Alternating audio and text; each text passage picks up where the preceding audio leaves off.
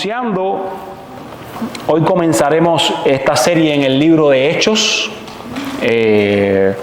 Después de haber estudiado por mucho tiempo el Evangelio de Lucas, tuvimos alrededor de un año, un poco más de un año, estudiando el Evangelio de Lucas. Y por si alguien aún no lo sabe, Hechos es la continuación del Evangelio de Lucas. O sea, se piensa que haya sido un solo libro y por cuestiones de pergaminos y de distribuir se picaron en dos, y de esta manera nos llegan a nosotros ambos libros. Y esta es la razón por la que queremos continuar con esa historia que Lucas nos relató allí. Hicimos un breve paréntesis con Ageo, y ahora estamos retomando aquí en Lucas. Este es un libro que fue escrito alrededor del 62 después de Cristo, 60, 62, 65. Se debaten la mayoría de los, vamos a decir, de los teólogos más serios. Y es dedicado directamente, a pesar de que llega hasta la iglesia en nuestros días, a pesar de que los cristianos han bebido de él, es dedicado directamente a Teófilo, como declara en el verso 1. En el primer relato, Hechos 1, estimado Teófilo, refiriéndose anteriormente al Evangelio de Lucas.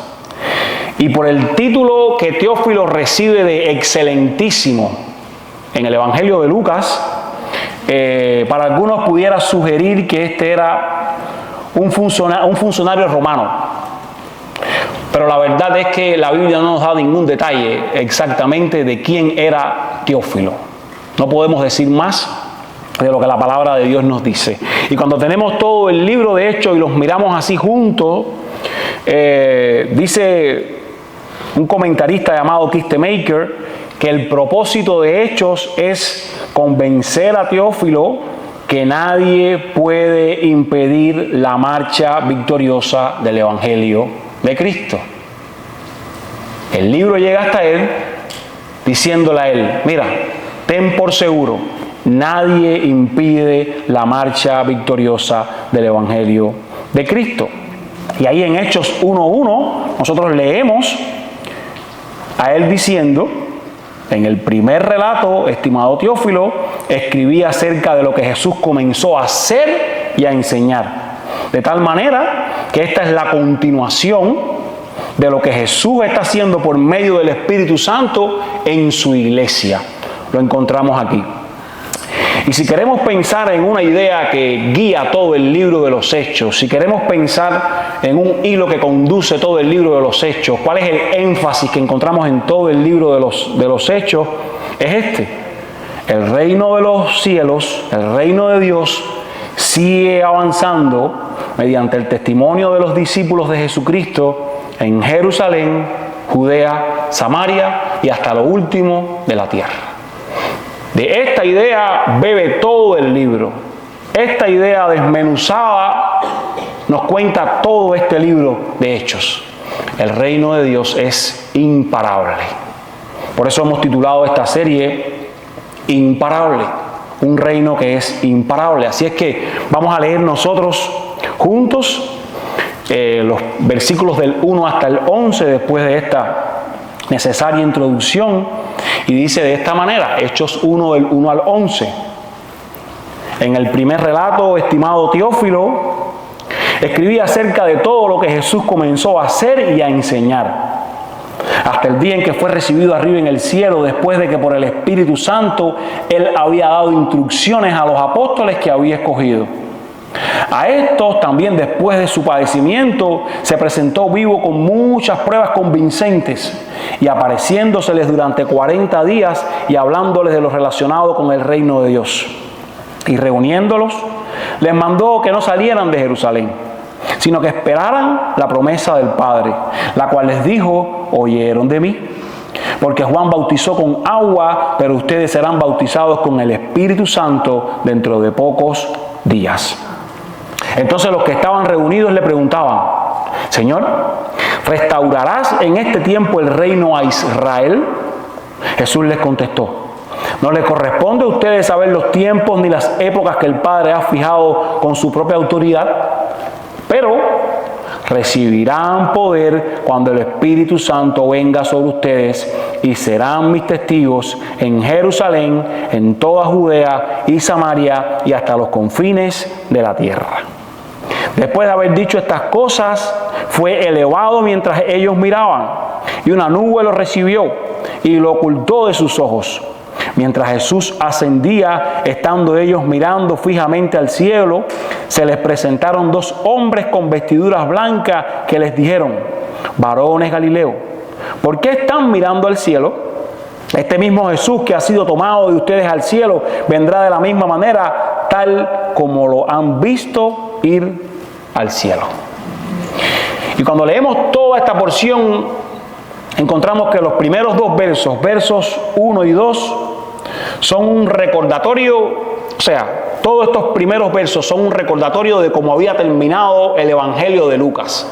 Y él está recordándole a Teófilo, está haciéndole un resumen, está haciéndole un recordatorio para que él recuerde dónde se habían quedado anteriormente, de qué habían hablado. Un recordatorio de las cosas que Jesús había hecho, versos 1 y 2, y las cosas que Jesús enseñó hasta que fue recibido arriba. Luego en los versos del 3 al 5, como les estaba diciendo, ahora Jesús les recuerda un poco más a detalle que Jesús estuvo dándole a ellos pruebas de la resurrección. Jesús les estuvo hablando del reino de Dios a los discípulos por 40 días. Y además que Jesús les dijo, tienen que esperar por el Espíritu Santo. Recuerda, allí nos habíamos quedado. En los versos del 6 al 8, aprovecha Lucas para recordarle acerca de la duda que habían tenido los discípulos con respecto al reino de Dios versus la misión que ellos tenían de ser testigos hasta lo último de la tierra. Y por último, en los versos del 9 al 11, les recuerda el episodio de la ascensión junto con la promesa de la segunda venida. Pero cuando leemos todo este bloque de texto, todas estas palabras que aquí nos encontramos, vemos un énfasis muy marcado en Lucas diciéndole a ellos: deben esperar por el Espíritu Santo. Aquellos discípulos, antes de hacer la misión, necesitaban esperar por el Espíritu Santo. Ese Espíritu Santo es lo único que les va a dar poder para que sean testigos hasta los confines de la tierra. Y si me permite compartirle un resumen de estos primeros 11 versos o una idea para que nos llevemos a casa, es la siguiente: los seguidores de Jesús necesitan el poder del Espíritu Santo para ser sus testigos hasta los confines de la tierra. Lo necesitaban aquellos primeros discípulos, lo necesitamos usted y yo. Una verdad para ellos, una verdad para Teófilo, una verdad para cada uno de nosotros. Necesitamos el poder del Espíritu Santo para vivir nuestras vidas y mientras las vivimos, anunciar, ser testigos de Él hasta los confines de la tierra. Ahora, necesitamos saber algunas cosas de cómo esto se va a dar. Lo primero es que solo en Cristo encuentras lo necesario para cumplir la misión. Y lo vemos descrito en los versos del 1 al 5. Aquellos primeros discípulos, Jesús se encargó de equiparlos con el objetivo de que ellos pudieran ser testigos certeros de Jesús. A ellos les fueron dadas, si usted mira ahí en el verso 2, a ellos les fueron dadas una serie de instrucciones, mandamientos. Y es interesante que la palabra que usa el original está acompañada a una orden. No era simplemente si ustedes quieren, no. Esto es un mandamiento para ustedes de las cosas que deben hacer. Mandatos a obedecer. Ahora, es más interesante aún que el Hijo de Dios, si usted mira allí, en el verso 2, daba estas instrucciones. ¿Por quién? Por el Espíritu Santo. Por el Espíritu Santo de Dios. O sea, el Hijo de Dios daba estas instrucciones por el Espíritu Santo de Dios. Espíritu Santo de Dios, quien era la fuente del ministerio de Jesús y quien ha de ser la fuente de nuestras vidas, quien ha de ser la fuente de nosotros también cuando hacemos el ministerio. De tal manera que a estos discípulos les fueron dados detalles específicos para que ellos fueran discípulos a todas las naciones. Y cada una de las enseñanzas o mandamientos que el Maestro les dejó, además el Espíritu Santo después se las recordaría, como bien Jesús les dijo a ellos. Jesús les dejó claro qué debían hacer, masticadito. Y de manera similar, aunque nosotros a veces queremos ir por nuestra cuenta, también nos han sido dadas instrucciones específicas para todos los que decidimos seguirle. Instrucciones específicas de cómo moverse y de cómo vivir. Nosotros las tomamos o las dejamos. Muchas veces hacemos oídos sordos de ellas. Es por eso que en su palabra encontramos esas instrucciones. Es por eso que nosotros como bautistas decimos, y hemos dicho muchas veces, que esta es nuestra regla de fe y práctica. Sus instrucciones, las instrucciones de Jesús, para aquellos discípulos, para Teófilo, para nosotros, emanan de aquí, de la palabra de Dios. Y Jesús sabía que por ellos mismos llevarían a la iglesia a la quiebra, por sus fuerzas, por su manera de hacer las cosas. Jesús sabe que por nosotros mismos no vamos a ningún lado con nada que hagamos en esta vida. Pero situados bajo su palabra, tomando sus instrucciones, bebiendo de ellas, buscando cómo hacer las cosas, eso nos ayuda a hacerlo como Él quiere. De tal manera que a nosotros como seguidores de Él nos toca situarnos bajo su palabra y no solo situarnos nosotros, situar a otros que están a nuestro alrededor bajo su palabra. Nosotros debemos proponernos dejar una huella espiritual en las personas con las que compartimos, ya sean creyentes o no creyentes con los que compartimos en un centro de trabajo. Yo no solo voy a dejar una huella de ser un buen amigo, de ser un buen compañero. Yo necesito dejar una huella espiritual en esa persona al mostrarle lo que la palabra de Dios dice, lo que la palabra de Dios puede hacer en su vida. Está implícito en nuestra misión, porque es espiritual. Y estas orientaciones que Jesús dio a los discípulos se convirtieron luego en lo que en Hechos se llama la doctrina de los apóstoles, que ellos perseveraban en la doctrina de los apóstoles. Y esa era la única razón por la que la iglesia crecía. Ellos vivían, ellos hacían lo que habían recibido de Jesús. No solo estaba en sus bocas, no solo lo sabían de memoria, lo vivían. Jesús les empujaba a hacerlo. Es por eso que nosotros como hijos de Dios necesitamos filtrar cada cosa que vayamos a hacer, cada paso que vayamos a dar, a la luz de su instrucción. ¿Qué me dice la palabra con respecto a este paso que yo voy a dar? ¿Qué me dice la palabra con respecto a esta decisión que ahora voy a tomar? ¿Qué me dice la palabra cómo responder a esta situación que estoy viviendo? Olvídese lo que dice la cultura, olvídese lo que dice cualquier persona con vamos a decir, con una opinión importante para muchos. Filtrémoslo aquí.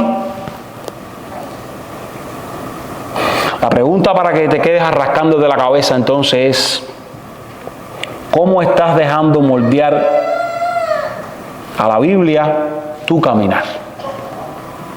¿Cómo estás dejando que la Biblia, que la palabra del Señor moldee tu caminar?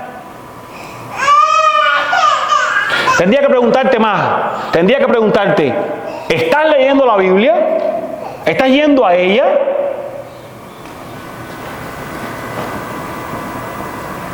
Tendría que preguntarte más. Tendría que preguntarte lo que para muchos a veces es, vamos a decir, confrontativo. ¿Es solo la Biblia información para tu vida o es transformación? Y este fue el peligro más grande que corrí cuando fui al seminario, porque tenía que brindar exámenes, pruebas. Se había convertido en un mero estudio. Yo tenía cosas en mi cabeza, yo estaba aprendiendo conceptos teológicos, pero la Biblia no estaba transformando mi vida. Y la Biblia es para transformar. Esta es la razón por la cual llegamos el martes, el miércoles a los grupos y queremos no solo compartir qué dice aquí, qué dijo no sé quién. Ahí queremos ver cómo habló a tu vida. Cómo tú lo estás aplicando, cómo lo volviste a leer, cómo buscaste otras cosas alrededor de ese texto y hablaron a tu vida. Me está hablando en esta situación de esta manera. Dios habla hoy, tiene su palabra para que nos hable, para que nos enseñe, para que nos instruya. No es solo conocimiento, no es solo tener una posición, una opinión con respecto a esto, con respecto a aquello.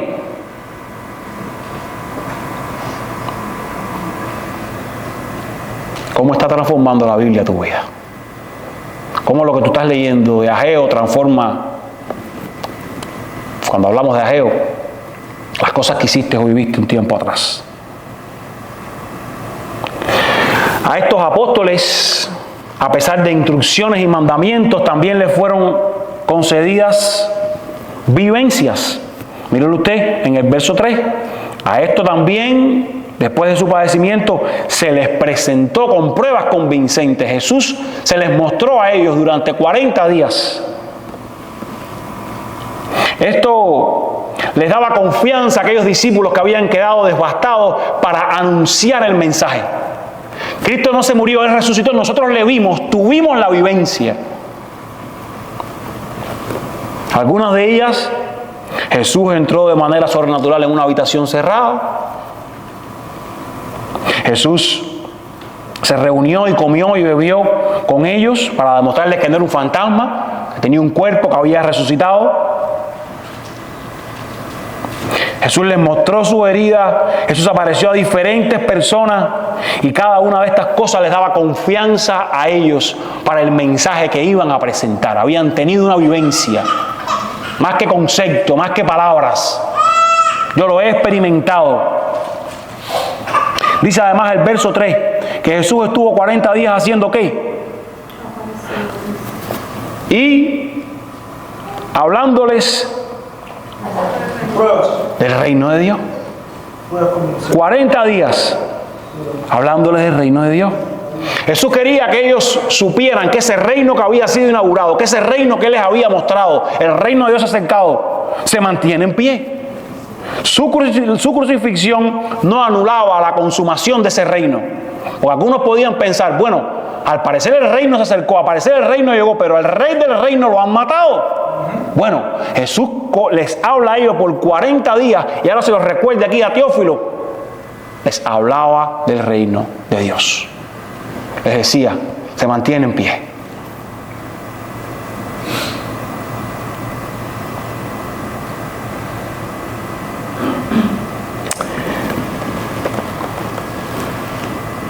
Más bien, la resurrección de Cristo que ellos estaban experimentando, la ascensión de Cristo, que hablaremos de ella más adelante, gritaban sin palabras que Jesús estaba ahora sentado a la diestra del Padre y que el reino tenía más poder que nunca. Y nosotros con alrededor de un poco más de 2000 años de diferencia, o menos, Dios lo ha placido en nuestra relación con Él dejarnos ver por diferentes situaciones, ya sean tristes, ya sean alegres, que Él está con nosotros. Dejarnos ver por diferentes vivencias que tenemos y que a veces no queremos reconocer. Yo estoy contigo. Yo estoy proveyendo para que hagas la misión. Porque para eso estamos en esta tierra. Cumplir con su misión, cumplir con su sueño para nosotros.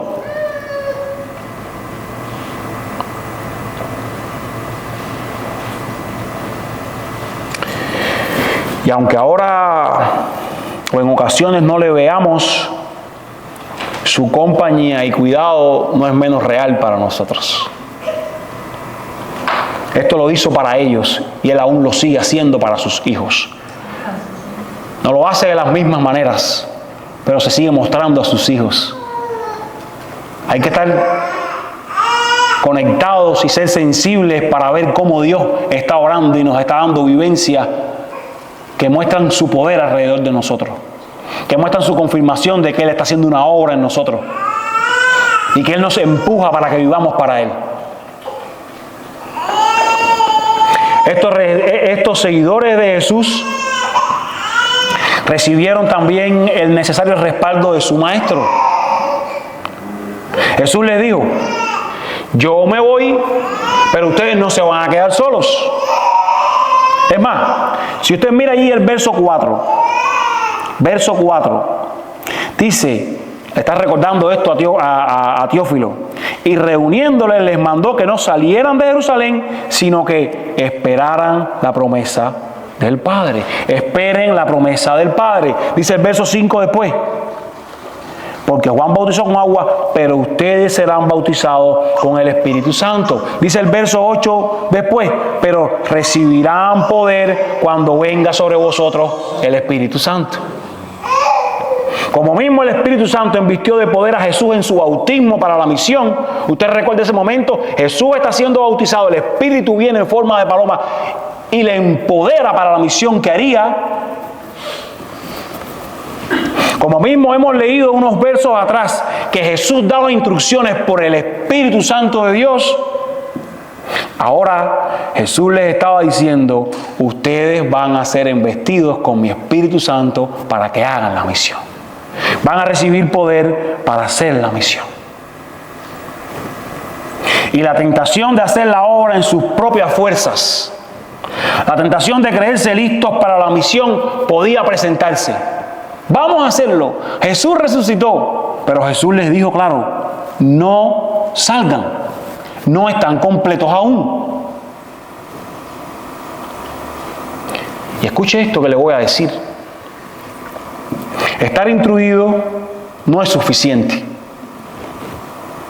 Tener las motivaciones correctas, o sea, estar motivado, tampoco es suficiente. Se necesita estar facultado. Y esto es lo que Jesús les promete a ellos: yo les voy a habilitar para que ustedes lo hagan. Tienen las instrucciones, tienen la motivación, yo les he dado las pruebas, pero les falta algo más. Les voy a facultar con el Espíritu Santo. Esta tarea no la van a hacer solos. Es más, no las pueden hacer solos. La clave es: ustedes deben esperar hasta ser empoderados. Aquí hay una enseñanza para nosotros. Hay una aplicación legítima aquí de la necesidad de aprender a esperar, ¿verdad? Ellos tuvieron que esperar por el Espíritu Santo. Lo de Jesús les dijo: esperen. Pero en estos días nadie quiere esperar. En estos días nadie quiere vivir procesos. Pero el texto nos está dando una enseñanza clave. Necesitas aprender a esperar, porque cuando no esperas las consecuencias son duras. Y si usted mira la Biblia, que es de lo que estamos hablando aquí, todo el que no esperó en la promesa de Dios, todo el que no esperó en lo que Dios le dijo: yo lo voy a hacer, cosechó consecuencias. Mírenlo allí.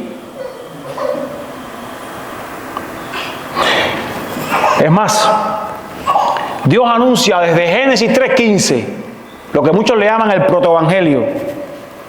Cristo vendría, la simiente de la mujer aplastaría la cabeza de la serpiente. Alguien llamado el Mesías vencerá. Y tuvieron que pasar 4000 años de espera para que Cristo pisara la tierra.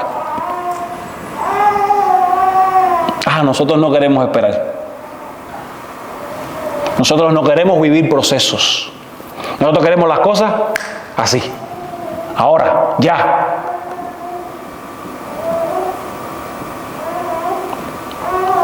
Ahora bien, es necesario aclarar aquí que la experiencia de los apóstoles de esperar por el Espíritu Santo no es la norma para los creyentes de hoy.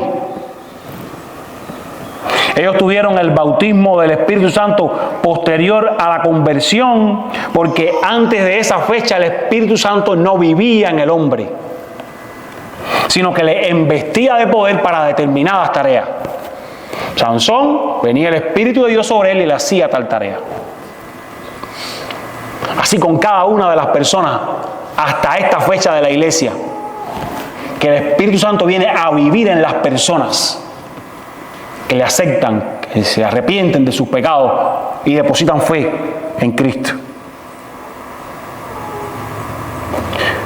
Y el hecho del Espíritu Santo viniendo a vivir en el hombre fue algo que con la era de la iglesia se inauguró.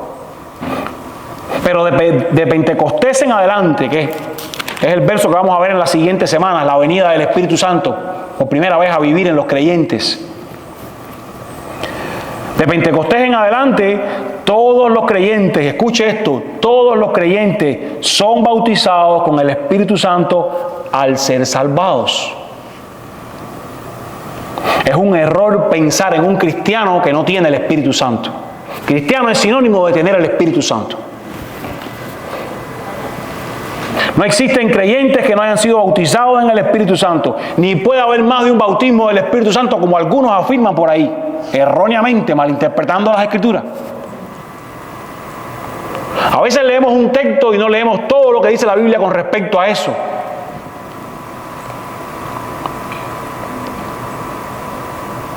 De tal manera que todos los creyentes han sido bautizados con el Espíritu. Hablaremos un poco sobre esto cuando lleguemos a la venida del Espíritu Santo. Y por eso conforman un solo cuerpo. Y esa no es una experiencia que deba buscarse ni rogar por ella en un culto poderoso, sino una realidad que recibimos como regalo de Dios. Punto final. En el momento que usted cree en Cristo, en ese momento, si usted lo hizo de corazón, si usted se arrepintió de sus pecados, allí Él le da como regalo el Espíritu Santo. No es que yo me convertí hoy y 2 semanas después en un culto yo recibí el Espíritu Santo. Eso no está en la Biblia en ningún lado. Hay que entender bien los contextos en los que en la Biblia vino el Espíritu Santo en varias ocasiones. Y eso vamos a aprender en este libro de Hechos, esperando en tiempo. Por eso manténgase conectado con esta serie.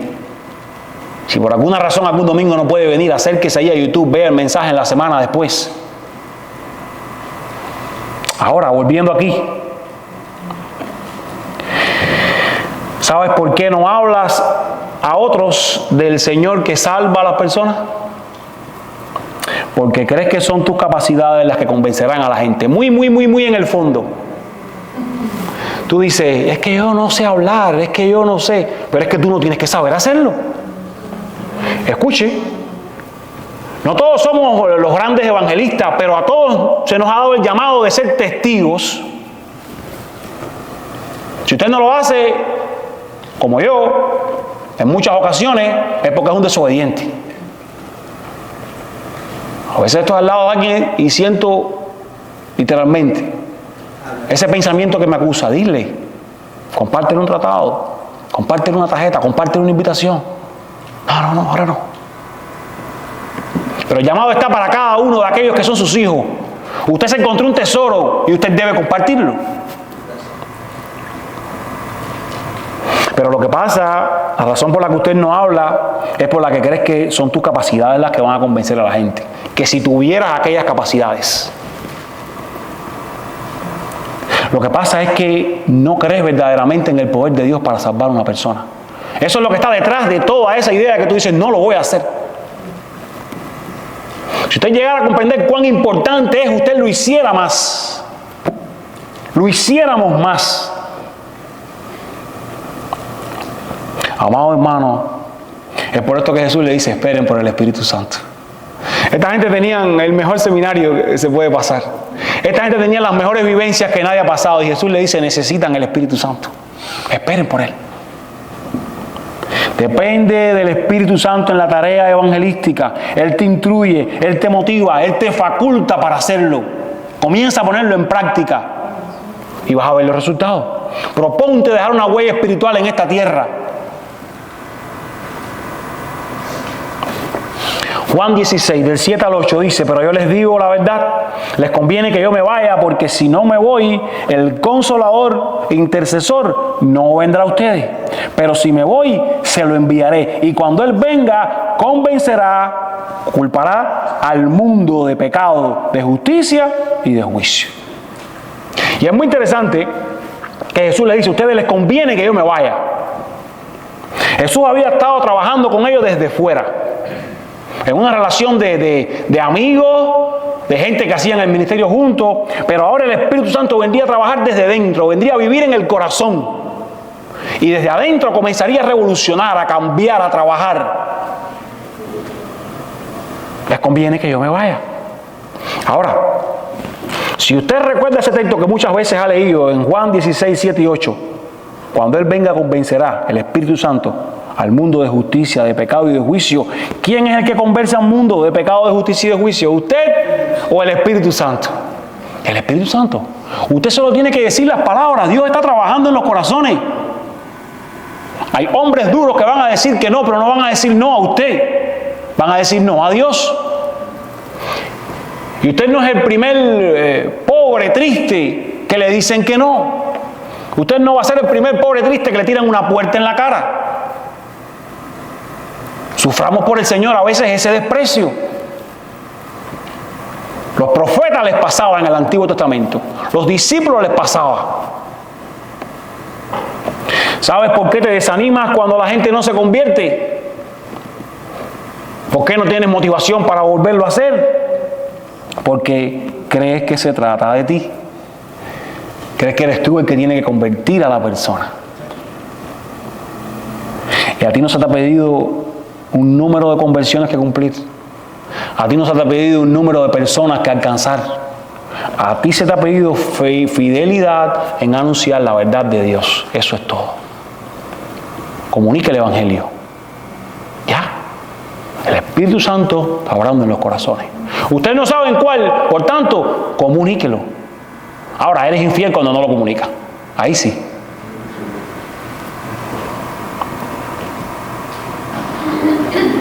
Porque es imposible hacernos por nosotros mismos, amados.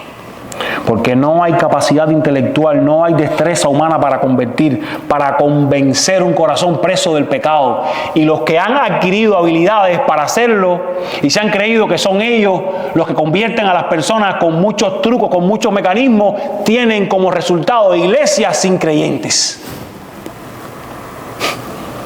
Porque no dejaron que el Espíritu Santo verdaderamente convirtiera a las personas.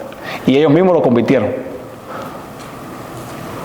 A base de musiquita, a base de instrumentaciones, a base de maquinaciones.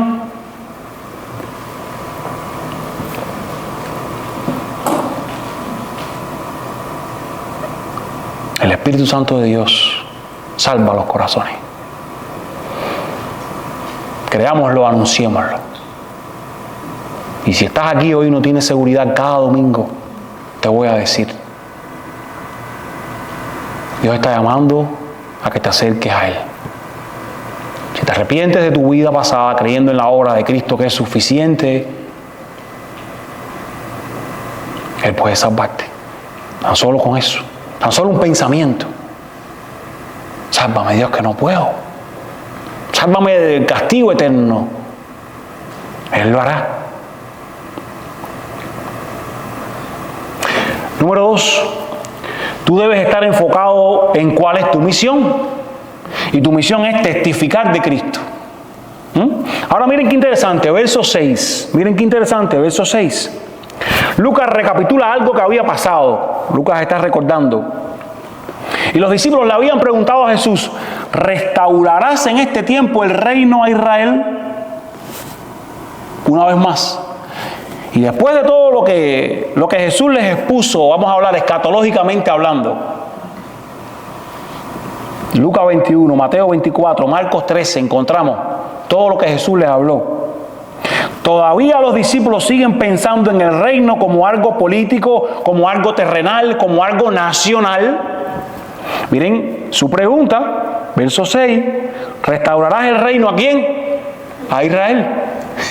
Todavía ellos siguen pensando, vamos a tener un rey que es este. ¿Cuándo lo vas a hacer, Señor? Ya venciste en la cruz, ya resucitaste. ¿Cuándo lo vas a hacer?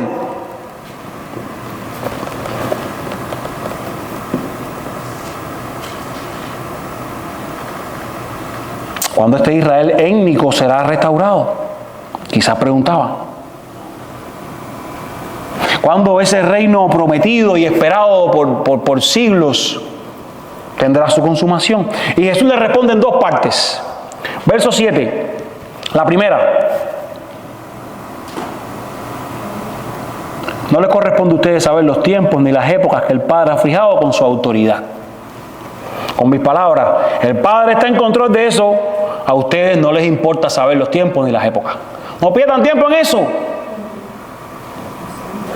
Ustedes saben de qué tienen que preocuparse ustedes. La segunda parte de la respuesta. Ustedes, verso 8, solo necesitan saber que recibirán poder para difundir el Evangelio hasta los últimos de la tierra. Nada más. Sean testigos. Dejen esa locura ya que tienen. Y es muy interesante que ellos están preguntando por un reino étnico establecido en Israel. Y Jesús les dice, ustedes van a anunciar el Evangelio no solo a Israel, no solo a Jerusalén, sino a Samaria, a Judea y hasta lo último de la tierra. Esto no es para Israel nada más. Les estaba diciendo Jesús a ellos con esta respuesta. Hay mucha carne aquí. El Evangelio de salvación es para todas las naciones, no solo para Israel. Por eso Jesús les dice, ustedes van a ser testigos hasta lo último de la tierra. Sean mis testigos, enfóquense en su misión. Esa es la razón principal por la cual ustedes han sido empoderados. Para eso van a recibir poder, para testificar. Mírenlo otra vez en su Biblia. Mírenlo otra vez en su Biblia. Verso 8. Recibirán poder cuando el Espíritu Santo venga sobre ustedes. ¿Y qué? Y serán mis testigos. Recibirán poder no para que el centro sean los milagros. Escuche, porque algunos han ido por aquí. Recibiremos poder, recibieron poder. El centro no eran los milagros, el centro no eran las señales, el centro no eran las sanidades. El centro era, van a ser testigos. Para eso es el poder. Todo lo otro yo lo voy a hacer para validar lo que ustedes están haciendo. Pero incluso cuando esto cese de pasar, ustedes seguirán siendo testigos porque a eso fueron llamados.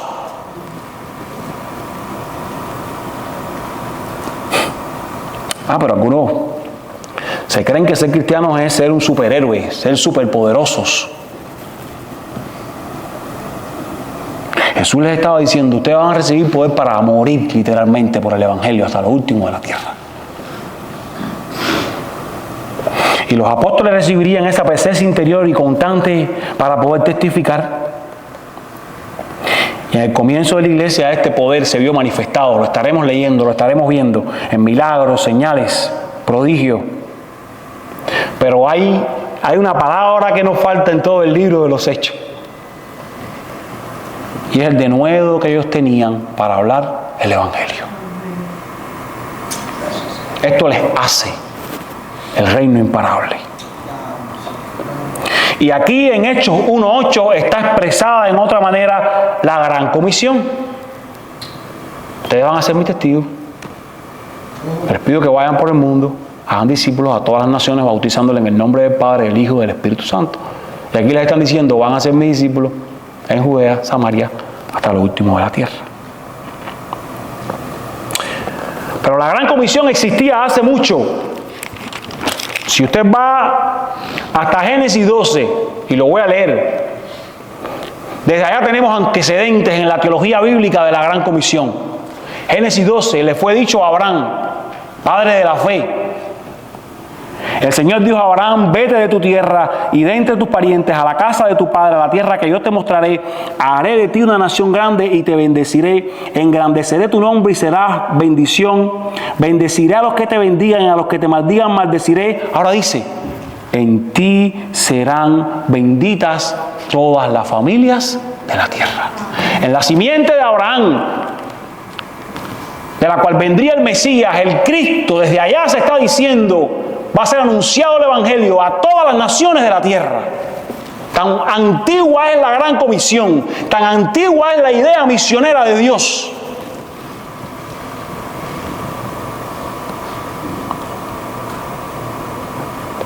Además, Hechos 1:8 es el resumen, como leímos aquí, de cómo geográficamente la iglesia se iba a esparcir.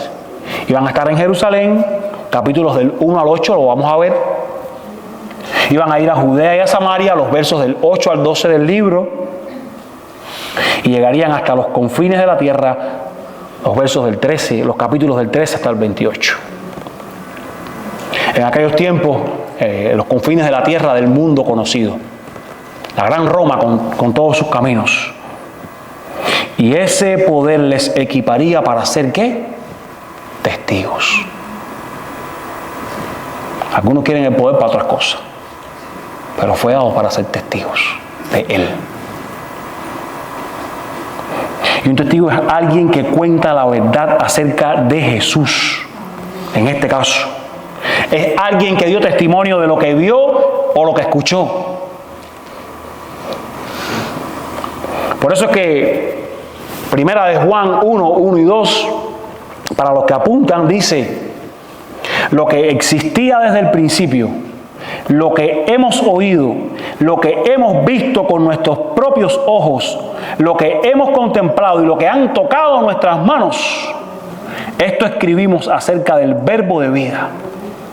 Y la vida Cristo se manifestó. Nosotros la hemos visto y damos testimonio y la anunciamos a ustedes, la vida eterna que estaba con el Padre y se manifestó a nosotros. Dice John MacArthur: fueron tantos los cristianos, esto es en su comentario, que sellaron su testimonio con su propia sangre, que mártires, testigos, que es la palabra que de alguna manera se usa en el original, llegó a significar mártires, llegó a significar con el paso de la historia. Su sangre, la sangre de todos aquellos mártires, se convirtió en la semilla de la iglesia y muchos se sintieron atraídos a la fe en Cristo al observar cómo los cristianos enfrentaban la muerte con calma y alegría. Seguir a Jesús te va a costar tu vida en todos los sentidos, en todos los sentidos. Si crees que seguir un cristiano es cómodo, es fácil, te quiero decir todo lo contrario. Tu enfoque ha de ser el mismo que debían tener los discípulos: anunciar las virtudes de aquel que te llamó de las tinieblas a su luz admirable.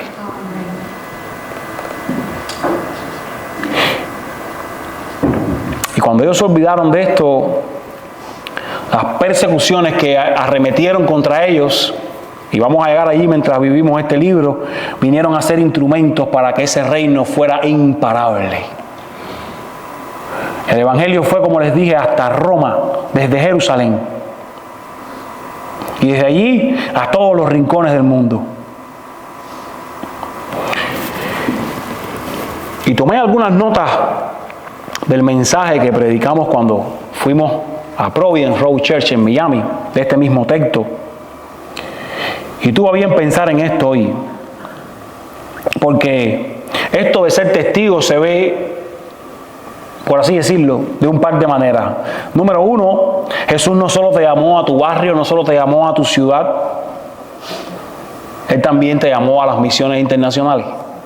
Él también te llamó a que en otros lugares otras personas sean alcanzadas hasta el fin del mundo. Quizás tú no puedas ir, pero tú puedes orar. Quizás tú no puedas ir, pero tú puedes cuidar a quienes lo están haciendo, financieramente hablando. Sosteniendo un misionero, ayudando para que la misión se haga. La otra cara de cómo se ve esto es que quienes salen en misiones internacionales descuidan el círculo más cercano. Y en su barrio, en su casa, en su ciudad, pueden hacer misiones y no las hacen. Pueden ser testigos y no lo son. Yo voy una vez al año a hacer viajes misioneros. O sea, que hemos sido llamados a ser testigos donde quiera que vayamos. Desde nuestra casa hasta los confines de la tierra. Número 3. tú debes vivir con la esperanza puesta en el día de su regreso. Esta es la manera en la que tú vas a poder testificar eficazmente. Mire el verso 9. Verso 9. Jesús fue elevado. Jesús, Él mismo no se elevó, Él fue elevado por el Padre en su cuerpo resucitado para sentarse a la diestra del Padre. Y ahora una nube lo arropa y lo oculta de la vista de todos. Y esta nube era un recordatorio visible de que Dios estaba presente. ¿Usted recuerda? Éxodo 40:34. Una nube cubrió con la gloria de Dios el tabernáculo. La Shekinah de Dios. Durante el Éxodo, una nube acompañaba al pueblo de día y una columna de fuego de noche. En el primer libro de Reyes 8, del 10 al 11, la misma nube llenó de gloria el templo de Salomón cuando fue a ser inaugurado. Que los sacerdotes no podían ni ministrar de lo espesa, de lo densa. Lucas 9, 34, 36, en el monte de la transfiguración, la misma nube les cubrió y se oyó una voz que decía: este es mi Hijo amado, en él tengo complacencia. Marcos 13 anuncia que este mismo Cristo volverá en las nubes por lo suyo y su reino será consumado. Aquella nube que estaba tomando a Cristo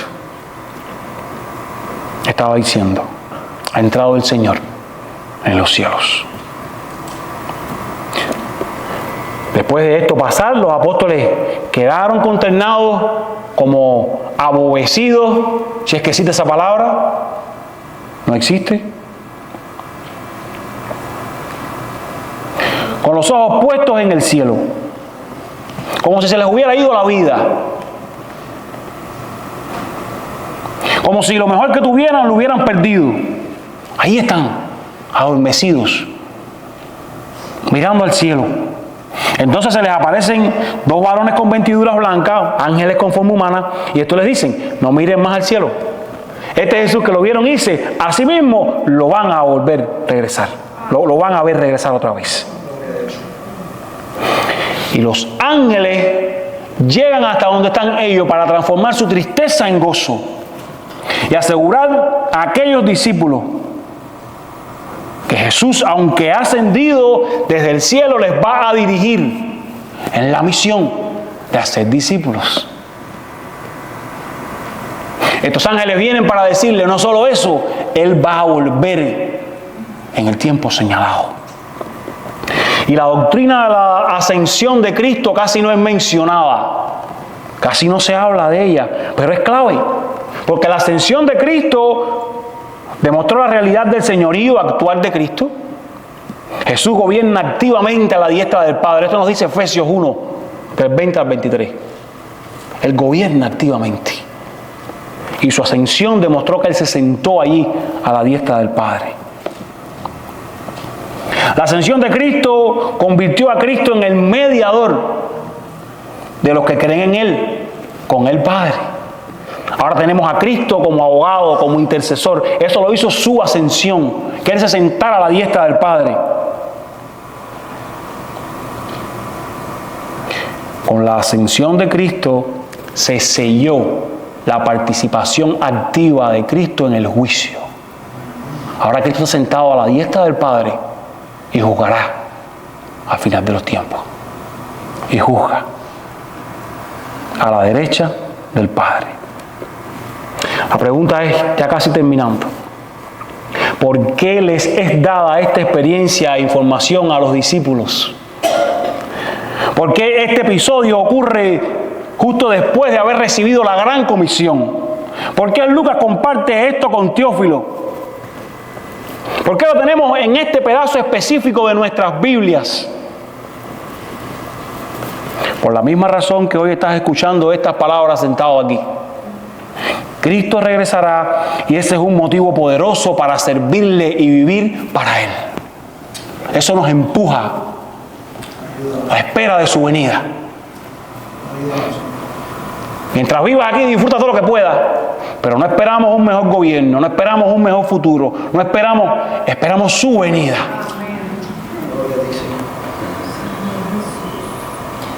Y Cristo va a regresar y ese es un motivo poderoso. Cristo va a regresar y si tú eres un hijo de Dios salvado por su sangre, por pura gracia, mediante la fe, ese día va a ser muy feliz para ti. Pero si no has sido salvado, va a ser el día más miserable de tu vida. Te vas a acordar de estos locos que te decían, Cristo viene.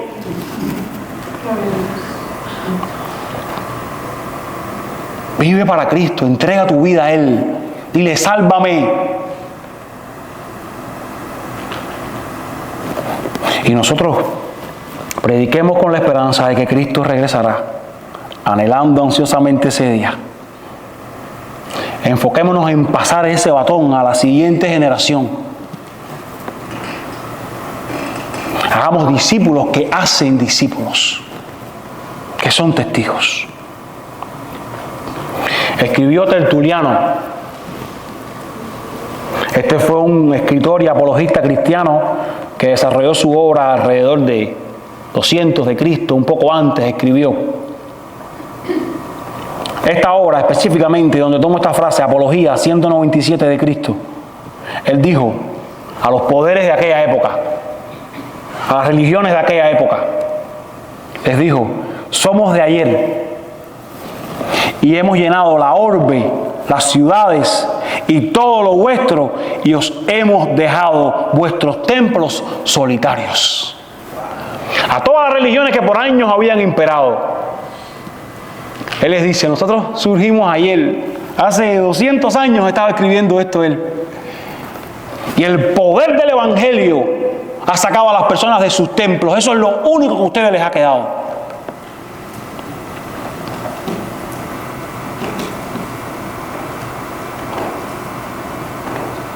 Se ha llenado la tierra, el conocimiento de la gloria de Dios. Amado hermano, nosotros tenemos el privilegio de formar parte de ese reino. Nosotros podemos formar parte de ese reino imparable. Y usted, déjeme decirle, se va a sumar o se va a quedar intentando levantar su propio reino. Lo decide usted. Y como seguidor de Jesús, necesitas ese poder del Espíritu Santo para ser testigo hasta los confines de la tierra. Porque déjeme decirle, usted es un testigo de cualquier manera. Y en dependencia de lo que domine su vida, eso usted va a testificar. Usted va a ser o un testigo falso o un testigo verdadero, pero usted es un testigo. Su vida está hablando. Sus acciones están hablando. Como usted se desenvuelve está hablando. Así es que mejor tomemos el consejo de este texto. Sumémonos a ese reino imparable. El reino se va a hacer. Si usted no se quiere sumar, se lo va a perder.